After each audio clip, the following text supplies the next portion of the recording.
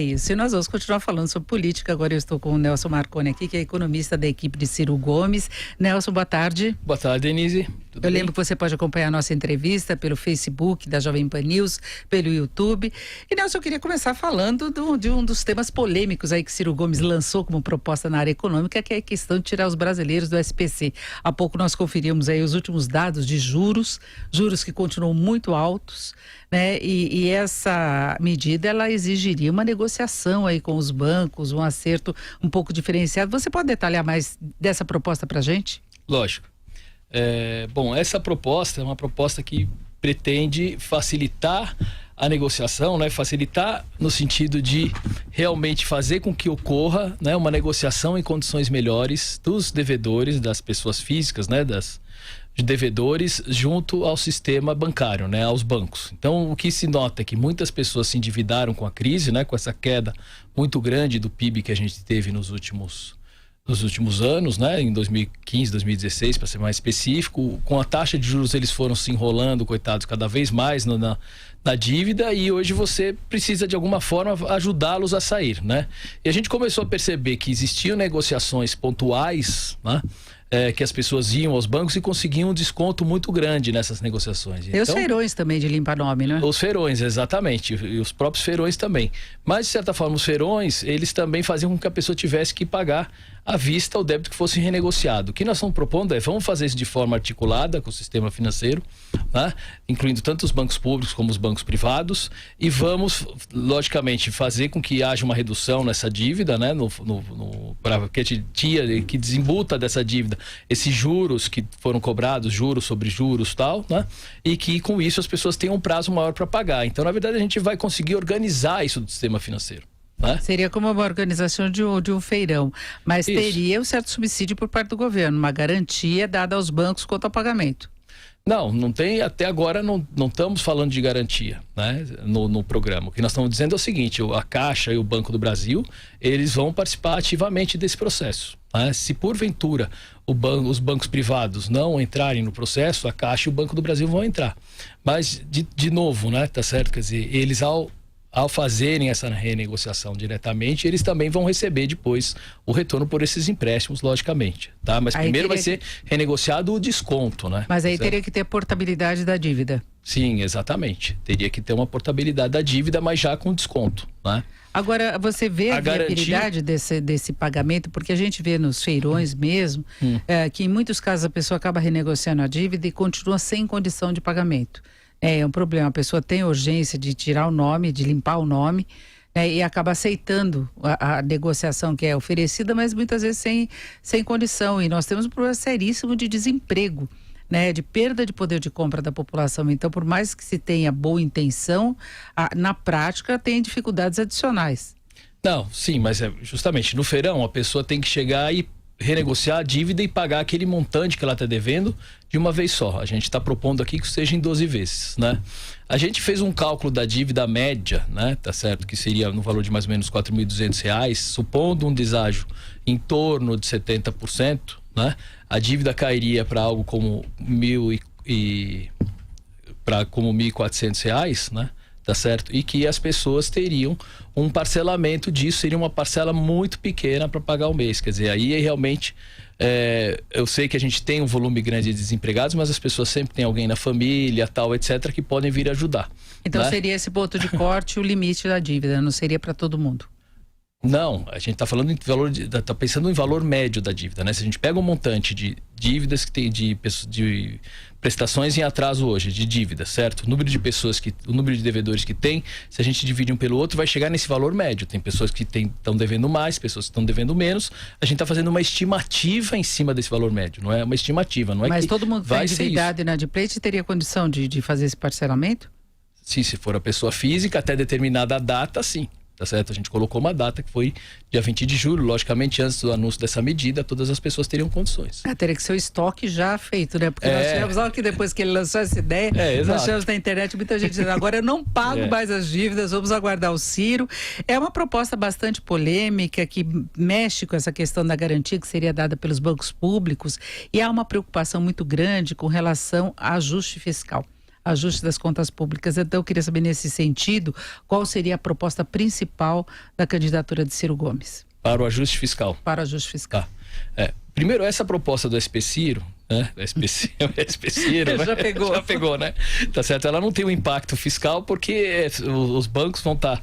Na verdade, os bancos públicos estão fora do orçamento do Tesouro. Primeiro, eles vão emprestar e depois eles vão receber, logicamente, o retorno por isso. Mas agora vamos falar do orçamento, da questão fiscal. Realmente, essa hoje é o grande nó da economia brasileira. A gente entende que temos que, para solucionar os outros problemas, passa por isso, pela solução do ajuste fiscal, né? E esse ajuste fiscal, ele é um ajuste que é em torno de 2 a 2,5% do PIB, dependendo do resultado que for obtido esse ano nos 3 níveis de governo, né? A gente estima que isso aí, a gente tem então um ajuste de 170 bilhões de reais aproximadamente, e a gente quer zerar esse déficit primário, né, sem contar os juros, de 170 bilhões em 2 anos. Né? Para a gente zerar esse déficit, a gente tem um conjunto de coisas que tem que acontecer. As medidas, elas envolvem redução de despesas, né? Vai ter que ter um pouco de aumento de receita, porque não tem como você conseguir fechar 2,5, uma conta dessa magnitude, sem também mexer na questão das despesas. Vai ter um pouco de crescimento econômico ajudando, né? E a própria redução dos juros também vai ajudar no crescimento. Então, uma combinação dessas coisas que a gente pode detalhar a seguir para você. Então, mas quando se fala em aumento de receita, é aumento de impostos? Sim, a gente vai criar um imposto sobre lucros e dividendos, né? Das empresas. Das empresas, lucros e dividendos distribuídos. A empresa, quando ela ofere o seu lucro, uma parte dela ela distribui na forma de dividendos para os acionistas, né? Para todo mundo que tem participação na empresa. Então, isso que a gente fala. Não o lucro que fica na empresa, certo? A gente quer diminuir a taxação sobre a empresa. E aí aumenta a tributação, né, sobre a pessoa física. Então são os lucros e dividendos distribuídos, né? A ampla maioria dos países pratica esse imposto hoje. Então ali a gente vai ter um aumento de tributação. Vai ter também possivelmente uma redução do outro lado sobre a pessoa jurídica, porque a gente quer diminuir o imposto de renda da pessoa jurídica, tornar a pessoa jurídica mais competitiva. Estamos pensando na grande empresa, no empreendedor também, né, que também sofre com a carga tributária, e com isso a gente desonera um pouco as empresas e transfere esse ônus, digamos, para as pessoas mais ricas, que são essas pessoas que recebem os lucros e dividendos. Para quem se apropria mesmo do lucro. Em relação à pessoa física, haveria alguma alteração? Do imposto de renda? Não, possivelmente não. Não? Eu não acredito nessas propostas que vão colocar a isenção de imposto de renda até R$5.000, como alguns candidatos estão falando, porque você vai, não é viável você, do ponto de vista da receita, tirar todo mundo que ganha até R$5.000 dessa base tributária, tá? Sobre o imposto de renda, a gente não pretende mexer nada. Vai reduzir os subsídios, né? Pelo menos em 15% no primeiro ano. Então a gente ainda vai escolher... as desonerações, exatamente, né? Então a gente tem essa conta que o próprio Tribunal de Contas diz que a gente tem em torno de 350 bilhões de desonerações e subsídios, né, que o governo concede anualmente. Então a gente, no primeiro momento, vai reduzir em 15%, né? Para poder diminuir... essa carga, diminuir as despesas, né, por aí, tá? Vamos também passar um pente fino em absolutamente todas as despesas, né? Certo? Então, a gente entende que realmente tem possibilidade da gente fazer cortes de despesas correntes, né? Existe ainda muita coisa supérflua dentro do governo. O Ciro sempre dá um exemplo, por exemplo, tem um contrato de R$4 milhões para fazer para cuidar da manutenção da jardinagem do palácio, quer dizer, não tem lógica uma coisa desse tipo. Então isso é um exemplo meio caricato, mas então toda uma série de coisas que daria pra gente fazer. E tem as mordomias, né? Pelo noticiário que a gente acompanha de despesa, a gente sabe que tem muita coisa a ser cortada, não se sabe ao certo o quanto que isso representaria num processo de ajuste mesmo das finanças, né? Exato. E é difícil você saber nesse momento, né? Tá certo, mas realmente você vai ter um corte significativo. A reforma da Previdência tende a ajudar, logicamente. Ela é uma reforma que tem um impacto maior no longo prazo, ela é fundamental, mas ela também vai ajudar um pouco no curto prazo. Agora, a reforma da Previdência também veio com uma inovação que depois outros candidatos também começaram a falar, que é a questão da capitalização. E aí eu queria saber como é que seria a transição, porque a grande dúvida que fica quando se fala nessa possibilidade é como lidar com os trabalhadores que já estão no sistema, aguardando a aposentadoria e que possivelmente não entrariam nessa capitalização. Então, a distribuição de custos, a transição, a adequação do sistema, como se daria? Nós entendemos que precisamos ter um regime que combine 3 sistemas, né? Um sistema de renda mínima para os mais pobres, né? Que é praticamente um programa de transferências para quem é muito pobre mesmo. Um regime igual ao que é hoje, que a gente chama de repartição, que você contribui para quem está aposentado hoje, que é isso que você estava falando. E um regime de capitalização. Combinado, esses 3 regimes têm que estar combinados, né? O regime de repartição, por que a gente entende que ele tem que ser criado? Porque daqui a alguns anos nós vamos ter 2 pessoas ativas para financiar um aposentado se a gente não mudar o regime, não mudar o sistema. Então vai ficar inviável, certo? Agora tem um custo aí na transição. Como é que nós vamos fazer essa transição, né? A nossa proposta, ela coloca o seguinte, que é quem ficar nesse mecanismo da transição vai receber um título, né, referente a todas as contribuições que ele fez até hoje pelo regime de repartição, acima de um certo valor, né, e esse título ele vai poder ou negociar no mercado secundário ou resgatar lá quando ele se aposentar, certo? Então vamos imaginar que tem uma pessoa que ganhe, eu estou fazendo aqui um exemplo, tá? Não é esse o valor que vai ser de corte, mas vamos pensar uma pessoa que ganha, sei lá, 6 mil reais e que o corte seja em 5 mil reais. O corte significa, a renda dele até 5 mil reais é tributada pelo regime de repartição, né? Ao que superar os 5 mil reais vai prevalecer o regime de capitalização. Então vamos imaginar que esses R$1.000, entre 5 e 6 mil reais, esses R$1.000 excedentes vão prevalecer sobre o regime de capitalização. O que ele contribuiu até o valor de 5 mil reais no regime anterior, a gente vai somar e dar um título para ele, certo? Então essa despesa ela vai ser diluída ao longo do tempo, ela não é de uma vez só. Ele garantiu um benefício maior no futuro. É isso. Nesse caso dessa transição, não apenas para quem está ingressando agora no sistema, ou quem vai ingressar a partir da nova legislação. Não, é justo que a pessoa que fez a contribuição até hoje sobre esses R$1.000 adicionais que ela contribuiu antes e que seria para o regime antigo e que não vai mais prevalecer no regime antigo, ela tem que receber, para daí ela poder... Mas é uma transição bem longa, né? É uma transição longa, isso que é bom, exatamente. É a longo prazo. É a longo prazo. Porque o governo, inclusive, lançou um processo semelhante para o servidor público, não é? Da área federal. Exato. Mas no caso... E teve uma baixa adesão, tanto que ele relançou. Exato. Mas... As pessoas não querem esse regime que tem que fazer a contribuição para poder contar com uma remuneração superior no futuro, talvez porque tenha que desembolsar mais agora, né? Não vai ter que desembolsar mais agora, né? Tá certo? Na verdade, você vai ter um desembolso. No caso do serviço público, é porque vários deles têm aposentadoria integral, né? Então, para eles é uma vantagem eles terem aposentadoria integral ao invés de migrar para esse regime. Agora, esse sistema previdenciário, ele conseguiria estabelecer uma perspectiva melhor de evolução das contas públicas? Porque quando se pega aí o balanço das contas, a Previdência é o que mais pesa. Sim. Né? Então é por isso que se cobra tanto uma reforma da Previdência, para que vocês estabeleçam uma situação mais administrável das finanças. E tem a questão do teto dos gastos também, que eu gostaria de saber como é que vocês iriam lidar com isso. Mas o quanto que se pode obter de vantagem, de perspectiva melhor com a Previdência tendo essa transição tão longa? O que vai acontecer é que as pessoas vão começar... Só uma parte da aposentadoria delas vai prevalecer pelo regime que é hoje. Essa mudança vai depender da onde que começar vamos dizer, o benefício para esse sistema novo, certo? Para a mesma pessoa, a gente vai dizer, até um certo nível de renda, ela tem direito à regra atual, acima de um nível de renda, ela passa a ter direito por um outro sistema, que é esse de capitalização. Então, a sociedade vai definir onde vai passar esse traço, esse corte, né, entre um sistema e outro. Dependendo de onde for esse traço, o impacto vai ser diferente. Então, a gente não consegue dar um número fechado para você agora. Mas o que a gente entende aqui e fica claro pelo projeto, quer dizer, é que você vai ter que, a partir de um certo nível de renda, contribuir para a sua aposentadoria e vai receber aquilo que você contribuiu.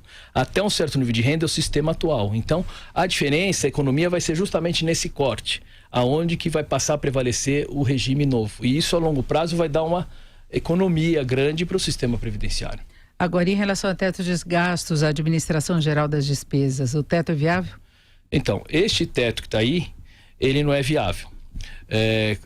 A gente entende que um teto é necessário, mas que deveria ser um teto diferente, que deveria ter 2 critérios nesse teto. Um seria a evolução das despesas per capita, em relação ao PIB per capita, quer dizer, quanto que a economia cresce, né, dividido pela população ao longo do tempo. E o outro critério deveria ser a evolução da dívida. A gente deveria olhar as duas coisas, né? Por que esse teto hoje corrigido pela inflação é problemático? Porque você vê que hoje você está com o governo colapsando em várias áreas, a gente tem que investir muito em educação, tem que investir muito em saúde, e só de saída, né? A gente tem um estoque aí de despesas na Previdência que chega aí a torno de 200 bilhões. Um estoque que eu quero dizer são despesas que estão dadas e que não vão mudar. Então você imagina, você tem mais ou menos 1,5% do PIB, um pouco mais, de despesas que não vão mudar, certo? Então você, se corrigir a despesa pela inflação só, as outras todas, você vai ter uma compressão muito grande que, com o passar do tempo, o Estado vai se inviabilizar. Então a gente entende que tem que ter um teto, mas esse que está aí, ele não é viável. Então a gente quer mudar ele e colocar ele vinculado à evolução do crescimento do PIB per capita. Mas aí você tem uma transição em que talvez não tenha crescimento suficiente, que gera mais receita, a maturação do processo novo do sistema previdenciário que teria de ser aprovado também, e vai lidar com um rombo imenso das contas públicas. Se estima, a meta é 139 bilhões de déficit das contas e ainda tem a dívida pública. Então, como garantir esse ajuste fiscal, a urgência na sua avaliação? Vocês colocam isso como uma questão prioritária no momento zero de um novo governo? Sim, exato. Por isso que a gente começou naquela pergunta falando de ajuste fiscal. Mas você fala de uma correção maior das despesas, né? Dessas despesas obrigatórias que não seriam limitadas à inflação, seria o crescimento. Aliás, hoje a inflação seria mais vantajosa até do que o crescimento, porque o crescimento é muito fraco. Exato. Né? Mas implica aumento de despesas. Então haveria só aquele aumento de carga tributária, que seria lucros e dividendos, para reforçar, e o ingresso desses novos contribuintes. Eu estou tentando fechar a conta então, vou de um fechar ajuste, a conta para você. Se pode garantir de um ajuste eficaz mesmo das contas. Então, nós temos mais ou menos 50 bi que viria dessa tributação sobre lucros e dividendos, né? Mais uns 50 bi dessa redução dos subsídios. Aí a gente já tem 100 bi, tá certo? Eu tenho que ter mais uns 50 bi aí para fechar essa conta, 40, 50 bi, tá certo? Que vão vir uma boa parte da redução das despesas, né? Tá certo? E aí realmente você tá falando assim, apesar da gente colocar um teto dessa forma, eu vou ter que ter aí o próprio crescimento econômico vai estimular a arrecadação também. E aí essa é uma outra parte que eu não falei para você. Quer dizer, a gente tem uma parte que é o crescimento, que vai estimular não o aumento da carga tributária em relação ao PIB, mas o próprio aumento da geração receita. De tributos, tá né? certo? Mas nós vamos falar disso já, que a gente tem um rápido intervalo agora. São 2 horas e 31 minutos. Nós estamos conversando com o Nelson Marconi, que é economista da equipe de Ciro Gomes, está cuidando do programa econômico do candidato Ciro Gomes. Você acompanha o Jornal Jovem Pan também com imagem pelo Facebook e também pelo YouTube. Até já. Jornal Jovem Pan. Jornal Jovem Pan. 2 horas e 34 minutos, voltamos com o Jornal Jovem Pan, que você acompanha também com imagem, e hoje nós recebemos aqui no nosso estúdio o economista Nelson Marconi, que é da equipe de Ciro Gomes, e nós estamos falando de ajuste fiscal e retomada do crescimento, porque se conta com uma retomada do crescimento. Na verdade, o próprio governo Temer já esperava que a economia crescesse bem mais, garantindo uma receita maior, porque quando cresce, gera tributos. Então eu queria saber como é que seria essa equação aí nas previsões de vocês. Então, falando do crescimento primeiro, então, para depois a gente fala então da questão da dívida, como é que ficaria essa equação toda, né? A gente entende que o setor privado ele está muito debilitado hoje para conseguir recuperar o investimento sozinho. Quer dizer, você não tem demanda, as pessoas estão endividadas, as empresas estão relativamente endividadas, tem um número de desempregados muito grande. Então a gente apostar só na confiança, achando que o investimento privado vai retomar, não que a confiança não seja importante, mas apostar só nisso é muito complicado. Então, nós entendemos que você precisa ter um empuxo, um estímulo inicial aí para a retomada desse investimento. E a gente entende que esse estímulo inicial vem de 2 fontes, da infraestrutura, tá? E das exportações. Das exportações virá porque com a taxa de câmbio num patamar mais competitivo como já está, com a redução da taxa de juros que a gente, depois do ajuste fiscal, vai conseguir, a própria melhoria da infraestrutura, a gente consegue recuperar as exportações. Agora é a infraestrutura que é o grande ponto, né? A gente tem um programa que, e não as nossas, quer dizer, não são estimativas nossas, estimativas da ABDIB, de outras organizações, dizem que você precisa ter 300 bilhões de investimento em infraestrutura ao ano para recuperar e modernizar a infraestrutura no Brasil. 300 bilhões é dinheiro para burro, né? Quer dizer, é quase 5% do PIB. O governo não tem esse dinheiro hoje, o governo estrito senso, que a gente fala, no governo federal, mas o BNDES tem uma boa parte desses recursos em caixa. Mais de uma vez eu já conversei com eles, com a direção e tal, eles dizem que tem esse dinheiro em caixa, 150 bi. Temos um pouco de dinheiro da Caixa. Temos as concessões de obras para fazer, que nós somos absolutamente favoráveis a isso. Temos renovações de concessões que estão para acontecer. Tem dinheiro de organismos multilaterais, tem dinheiro do Banco Mundial, que eu já conversei com eles, dinheiro do New Development Bank, do Banco dos BRICS. Então, a gente consegue fazer um fundo. Fazendo isso, a gente consegue retomar, né, o nível de atividade através dessas obras, né, vai retomar o emprego e com isso a gente entende, no primeiro ano não, mas no segundo ano a gente gostaria de estar crescendo 5% ao ano. É uma meta ambiciosa, mas nós vamos colocar isso como uma coisa importante. Tá? Então, agora, se a gente consegue crescer 5% ao ano, a questão da dívida pública se equaciona não só por causa disso, mas porque a questão da dívida pública é uma combinação de 4 coisas. É a redução de despesas, certo? Aumento de receitas, crescimento econômico, que vai ajudar no aumento de receitas, e a taxa de juros caindo, que ajuda nos encargos da dívida. A taxa de juros vai cair fazendo ajuste fiscal, né? O crescimento vindo melhora a receita, certo? E as despesas a gente vai cortar também, como já estava comentando aqui. Pelas minhas contas, sendo um pouco ambicioso, se a gente crescer 5%, não crescer muito ano que vem, crescer algo como 3%, 5% em 2020... e 3% ano que vem. A gente não vai conseguir fazer esse crescimento no ano que vem. Conseguir zerar o déficit primário, isso que a gente estava falando, até 2020, em 2 anos. A taxa de juros sobre média, sobre a dívida pública, chegar a 4,5%, acima da inflação, hoje está em 5%, né? E a gente cresceu 5%, a gente consegue estabilizar a dívida e começar a reduzir ela um pouco. Então é uma combinação de coisas que fazem a dívida reduzir, não é uma coisa só. Se a gente pensar só em redução de despesas, ela é importante, lógico, mas não dá para a gente confiar só nela. Agora o candidato Ciro Gomes já falou da possibilidade de usar reservas cambiais para abater também a dívida. Isso ainda está nos planos? Isso é uma coisa que foi aventada, está se pensando, tá certo, mas não necessariamente ela vai entrar no nosso radar. A gente quer fazer o possível para não usar as reservas e fazer usar esses outros mecanismos que eu te expliquei, certo? A questão das reservas é que uma boa parte delas foi inclusive formada em função do próprio aumento da dívida, né? Porque entrava recursos externos, você precisava trocar esses recursos externos por títulos, então isso aumenta a dívida, né? Tá certo? Você vê hoje no Banco Central, por exemplo, uma 17% do PIB, né, da dívida pública está dentro do Banco Central por causa desse tipo de operação, né, de compra de reservas, tal, tudo mais. Então, se a gente diminuísse um pouco, tudo bem, mas é uma operação arriscada de toda forma a gente mexer em reservas, né? Inclusive porque você tem que recuperar toda a economia, a estrutura dela para criar confiança, porque aí você pode mexer um pouco nesse colchão, na verdade, que seria uma blindagem da economia, não é? Exato. Então, quer dizer, é uma blindagem em relação a ataques especulativos que nós temos, tá certo? Então, se a gente fosse usar, teria que usar um percentual muito baixo, mas não é a nossa primeira alternativa. A nossa primeira alternativa é essa que eu desenhei para você. Agora, se você aposta muito nessa questão da credibilidade, confiança, estímulo aos investimentos, tem até essa estratégia para conseguir alavancar, obter recursos. Agora, Ciro Gomes tem alguns posicionamentos bastante polêmicos que mexem um pouco com essa questão da expectativa, especialmente em relação ao ambiente de negócios, em relação à regulação das atividades. Ele, por exemplo, já criticou o acordo entre a Embraer e a Boeing. Ele já falou em retomada de poços de petróleo que foram privatizados, que foram transferidos, na verdade, por ser contra determinados projetos. Então, ele não é um grande defensor de privatização, né? E talvez essas interferências que pudessem ocorrer criasse um ambiente desfavorável a ele do ponto de vista de expectativas e de credibilidade. Como é que isso aparece no programa de governo? Como lidar com as estatais, inclusive com as áreas prioritárias do governo, a questão do petróleo, né, que é um ponto importante, porque no caso da Boeing e da Embraer, que ele criticou muito, a Embraer já foi privatizada, né? O governo pode até interferir através das Golden Share, mas é uma empresa que foi transferida para iniciativa privada. Não, então, veja bem.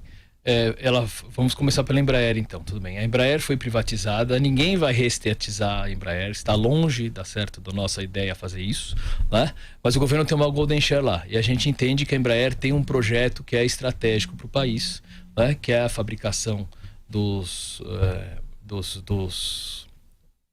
aviões, dos caças, né? Tá certo? Que foi o acordo que ela fez com a Suécia. Depois você tem também uma série de cargueiros que a Embraer está fazendo com alta tecnologia, quer dizer, isso vai ajudar a desenvolver a indústria brasileira. Quando a Boeing compra a Embraer, se ela comprar e fechar o negócio, ela não vai ter nenhum interesse, do nosso ponto de vista, de manter esse tipo de negócio. Ainda que, quer dizer, toda a parte de engenharia, a parte que é importante da Embraer, ela vai ser desmontada. Então, no fundo, o que nós estamos querendo é defender a indústria nacional. Pelo contrário, nós estamos querendo defender o empresário nacional e não acabar com o empresário nacional. Né? Segunda coisa, no caso da Petrobras, o que nós estamos também falando é o seguinte: a Petrobras é importante, né? A gente tem que explorar o nosso petróleo, mas a gente tem que dizer em que ritmo que nós vamos explorar isso. Né? No fundo é isso. Por que nós vamos pegar e vender toda... A gente não tem nada contra a participação do capital estrangeiro, só que a gente entende que nós temos que ditar esse ritmo, por 2 motivos. Porque os outros países, eles correm atrás do petróleo no exterior, justamente porque eles não têm mais esses recursos. Nós temos recursos aqui, certo? Para usar ao longo do tempo. É uma reserva estratégica para nós. Né? E a Petrobras também, ela é importante porque ela desenvolve vários setores da economia. Então, o que o Ciro realmente falou é o seguinte: olha, essas privatizações, esses campos que foram recentemente privatizados, nós vamos indenizar. Agora, dali para frente, nós não vamos mudar regras. Mudar regra, quero dizer o seguinte: nós não vamos impedir, tá certo, que sejam feitos leilões, nem nada. A única coisa é que a gente entende que tem que ser por um regime de partilha, como era antes. Nós estamos deixando claro o que nós vamos fazer. Nós não estamos querendo chegar lá e falar: olha, vai ser diferente e vai ser uma surpresa para vocês, tá certo? Acho que outros candidatos podem até ter alguma surpresa. Nós estamos, ainda que tenha uma certa resistência de alguns setores, a gente está dizendo claramente o que nós vamos fazer. Agora, em relação à privatização de modo geral, qual é o programa? Desculpe, Denise, você tinha perguntado sobre isso já. Então, veja bem, nós não temos nenhum preconceito em relação à privatização, certo? Mas a privatização, ela deve ocorrer sempre no interesse da população. No interesse da população significa o seguinte: está sendo eficiente o serviço? Né? Está ou não? Né? Logicamente, é uma coisa estratégica, é outro grupo que eu já vou falar para vocês. Mas o serviço está sendo eficiente ou não? Primeira coisa. Segunda coisa, né? A população está pagando um preço adequado? Isso está onerando muito os cofres públicos, né? Tá certo? Justamente pela falta de ineficiência. Né? É uma coisa que o setor privado poderia fazer de forma mais eficiente, então tudo bem. Tá? Então a gente vai estudar caso a caso, não tem um pacote fechado. Os casos que nós estamos deixando de fora são Petrobras, porque a gente entende que é um ativo estratégico. O setor privado vai continuar participando como já participa.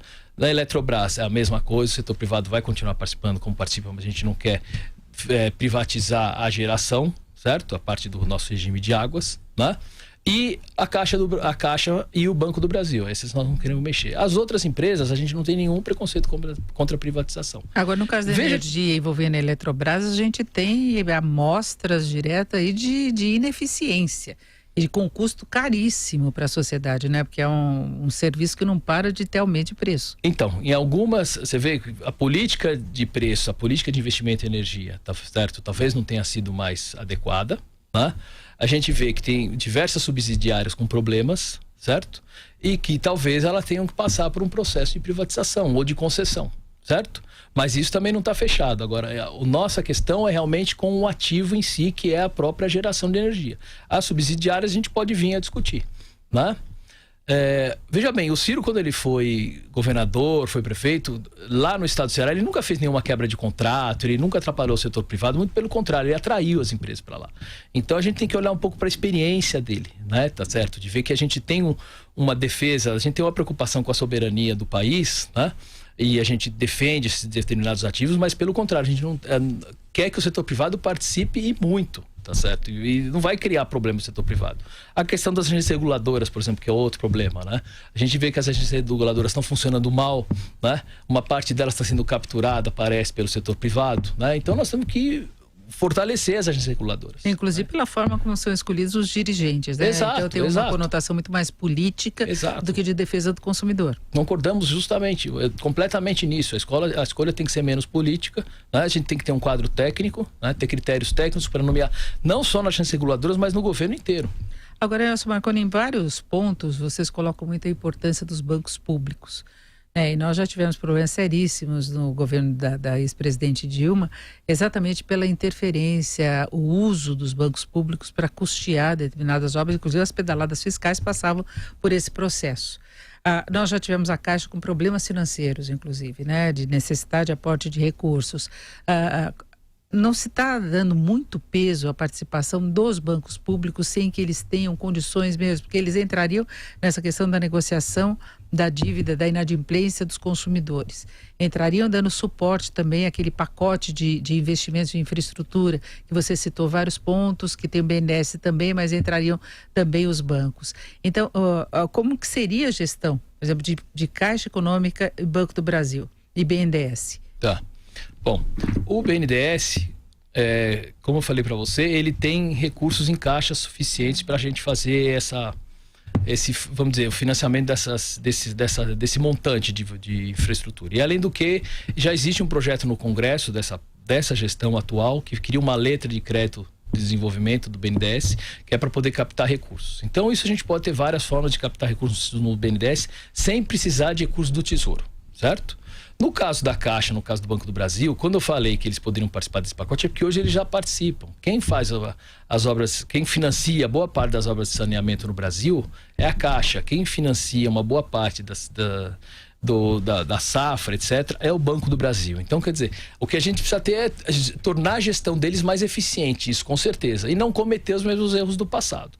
Tá? Quer dizer, a gente não vai usar eles como instrumento de forçar, tá certo, assim, uma mudança significativa no mercado, mas a gente vai tentar fazer com que eles tenham um papel importante como financiador, né?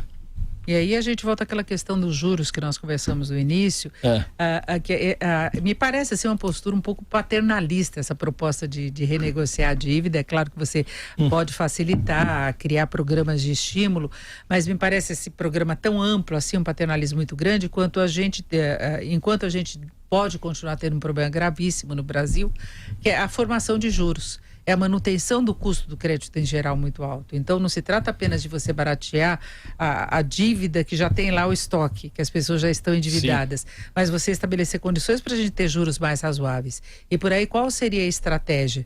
Tá.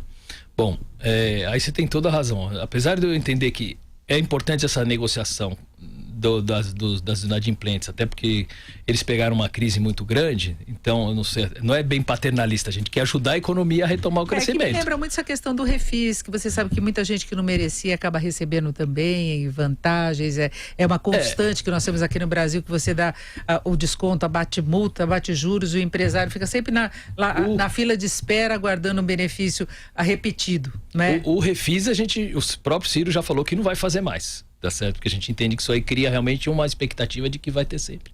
Desculpa, que vai ter sempre renegociação. Nesse caso aqui é que você teve uma crise muito grande, um volume de desempregados. Você tem 63 milhões de pessoas no SPC, deve ter alguma coisa acontecido errada. Não é todo mundo que tem um comportamento assim no sentido de tentar se aproveitar da situação, né?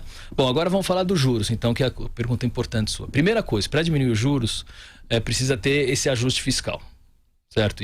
Por isso que a gente falei que o ajuste fiscal é o ponto de partida no nosso programa. Certo? A segunda coisa é que você precisa aumentar a concorrência no sistema financeiro, certo? Então você precisa possibilitar com que bancos menores também possam oferecer diversos empréstimos que hoje se cobram um certo nível de garantias, tal, etc., dos próprios bancos, que muitas vezes eles não têm, para conceder um volume muito grande, certo? Você precisa estimular outras instituições, como fintechs também, que são importantes, não são a solução, tá certo, total, mas ajudam, né? Mas acho que o mais importante é você regular esse mercado para que possa aumentar o número de competidores. Não necessariamente, pode ser externo, interno, tal, mas tem que aumentar o número de competidores. Mas certo? Não é proibida a entrada, né? O problema é que o sistema bancário brasileiro, ele é tão forte, bem estruturado, depois do solavanco lá atrás que levou o PROE, que os bancos estrangeiros, por exemplo, que vieram para cá, não conseguiram se estabelecer. Eles acabaram sendo engolidos. Boa parte teve a atividade comprada pelos bancos. Pelos bancos maiores, exatamente. Quer dizer, eles se organizam e conseguem comprar isso. Quer dizer, a gente precisa estimular esse aumento da concorrência, não tem como. A outra coisa que é importante é que boa parte da dívida pública hoje, ela está, como eu falei para você, muito rodando no curto prazo, certo? Quer dizer que são essas operações, chamadas operações compromissadas. É como se fosse overnight, né? A gente tem 17% hoje dos títulos financiando as operações de overnight. Isso faz com que, por um lado, né, a gente não consiga reduzir a Selic muito, porque quando você reduz a Selic, como os próprios papéis que as pessoas compram, as empresas compram, os bancos compram, também são corrigidos pela Selic, você não consegue mexer na taxa de curto prazo, que você prejudica a remuneração de todo mundo no longo prazo. E você mantém todo mundo no curto prazo, que é a coisa mais fácil, certo?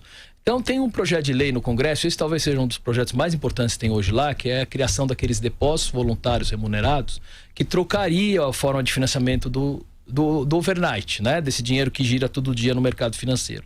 E aí, com isso, você cria condições para também reduzir os juros. Então, são basicamente 3 coisas: ajuste fiscal, aumento da concorrência e a mudança dessa forma de financiamento da dívida pública, tirando ela do curto prazo. Porque você vê que, inclusive, para as empresas, muitas vezes vale mais a pena você ficar com o dinheiro aplicado do que investir na própria atividade, até porque você não tem perspectiva de se alavancar um desempenho melhor, né? Exato. Quer dizer, com uma taxa de juros alta, um retorno do investimento baixo, que começou a melhorar, mas nos últimos anos foi muito baixo, todo mundo vai ficar com dinheiro preso na esfera financeira. Agora, Nelson Marconi, a gente sabe das dificuldades de uma retomada do crescimento, que o Brasil, por exemplo, ensaiou várias vezes este ano uma atividade um pouco melhor e acabou esbarrando em vários fatores, por exemplo, greve dos caminhoneiros. E um novo governo não está livre de enfrentar muita resistência. Eu falava da resistência de negociar com os bancos, redução dos juros. Quando você fala em tributação, isso acaba tendo muita resistência também. A corte de desonerações, o governo Temer tentou, e ele não conseguiu, porque é um lobby pesadíssimo que tenta segurar esses privilégios que foram garantidos. Então, as propostas não fluem com aquela rapidez e facilidade que todo mundo imagina. Então, quando você coloca no papel, é uma coisa. Na prática, a negociação política é complicadíssima no Brasil, né? Com certeza. De toda forma, o governo Temer é um governo que não tem um respaldo, né, muito grande na sociedade, então isso já cria uma certa dificuldade para ele conseguir negociar qualquer coisa. Mas quando você tem um governo novo eleito, né, a ideia é que você tenha um respaldo político. Primeiro, da sociedade maior, a gente sabe que no começo do governo se consegue fazer as coisas. E segundo, nós entendemos que tem várias medidas, principalmente na área fiscal, que elas vão beneficiar muitos estados e os municípios. E a gente quer, inclusive, fazer esse redesenho, principalmente na área de saúde, educação, disso que a gente chama de pacto federativo, né? As 3 esferas de governo, como é que elas se interrelacionam. E ao fazer esse desenho, a gente vai querer, justamente, espera que a gente consiga o apoio, né, também dos próprios governadores e dos prefeitos para aprovar as nossas reformas. Agora, a gente sabe que tem 6 meses a 1 ano para fazer isso e é isso. E nós vamos correr que nem loucos para aprovar essas reformas. Tem que ser isso. E falando em reformas, qual a posição de vocês em relação à reforma trabalhista? Eu também já vi muitas críticas de Ciro Gomes. Então, a reforma trabalhista, nós entendemos que ela foi feita num ritmo. Você precisa fazer uma reforma trabalhista. Isso, primeiro. Mas não essa que está aí. Porque ela foi feita a toque de caixa, sem negociar com os trabalhadores. Uma série de medidas, inclusive, foram negociadas no Congresso e que depois, no próprio Senado, ficou-se acertado que o Temer vetaria, ele não vetou, né? Certo? Dentro do acordo que tinha sido feito. Então, realmente ficou uma situação muito desfavorável para o trabalhador. A gente entende que tem que modernizar as relações de trabalho, né? Tem que definir o que pode ser negociado a nível nacional, a nível da categoria, a nível da empresa, certo? E daí criar esse ambiente, digamos, que diz menos incerteza jurídica, dizendo o que pode ser negociado em cada nível. Da forma como foi feita, ela foi feita muito na correria e realmente ela acabou desprivilegiando muitos trabalhadores nessa reforma. Por isso a gente acha que tem que rever. Voltaria o protecionismo que é dado aos sindicatos, que a gente percebe que boa parte dos trabalhadores, inclusive, são contra a contribuição obrigatória, contra a forma como os sindicatos trabalhavam. Eles têm um papel importante, inclusive, nessa negociação mais livre, mas a gente percebe que eles geram uma certa aversão na sociedade, exceção daqueles que são muito bem estruturados, né? Mas que também usufruiu de muitos recursos. Então, qual que seria o trabalho em relação à questão sindical? Então, a primeira coisa é que não teria uma contribuição sindical obrigatória, certo? Mas teria uma contribuição sindical vinculada ao processo de negociação, né? Certo? Mas não obrigatória. E aí, quer dizer, se você define de forma clara o que deve ser feito a nível central, que eu digo nacional, nível das categorias e nível individual, isso facilita, quer dizer, torna as regras mais claras e vai fazer com que, inclusive, o sindicato tenha que correr atrás. Se ele vai ter o recurso só se ele negociar de forma adequada em relação aos seus trabalhadores, tá certo? As cláusulas, né? Ele vai correr atrás para ser mais eficiente também. Mas como é que você mede isso? Como é que seria? Você aferir a eficiência do sindicato para que ele pudesse receber uma contribuição? Não, veja bem, são os próprios sindicalizados, as próprias pessoas que vão querer contribuir para o sindicato, mais ou não, tá certo? Esse que é o negócio. Mas seria mais ou menos o processo agora, que os sindicatos estão tentando mostrar serviço, né, nas negociações, inclusive tentando administrar a oferta de emprego para ver se consegue cativar mais sindicalizados, trazer mais pessoas. Então, seria esse o caminho mesmo? Isso é uma coisa. Outra coisa é como eles fizeram a reforma trabalhista. Nesse sentido, nós estamos de acordo, certo? Quer dizer, as mudanças que foram feitas na Justiça do Trabalho, tem uma série de mudanças importantes, tal, que fizeram com que a Justiça do Trabalho comece a andar mais rapidamente, mas de certa forma, né? Em relação a legislação, a gente tem que mudar. Em relação ao sindicato, eles têm que realmente ter uma competição maior. Eu não digo competição, né? Tá certo? Mas eles têm que correr um pouco atrás também para poder ter um número maior de filiados. Isso com certeza. Mostrar serviço, porque tem muitos sindicatos que não fazem absolutamente nada. Alguns dividem a mesma categoria com muitos sindicatos e todos eles ineficientes. Então é um problema estrutural aqui do sindicalismo que pegou bastante nos últimos tempos. Alguns são realmente, como você falou, alguns estão justamente nesse perfil, outros são realmente muito importantes. Então é isso, não dá pra gente, eu não queria só generalizar e dizer todos os sindicatos são ineficientes, tá certo? Porque realmente não acreditamos nisso.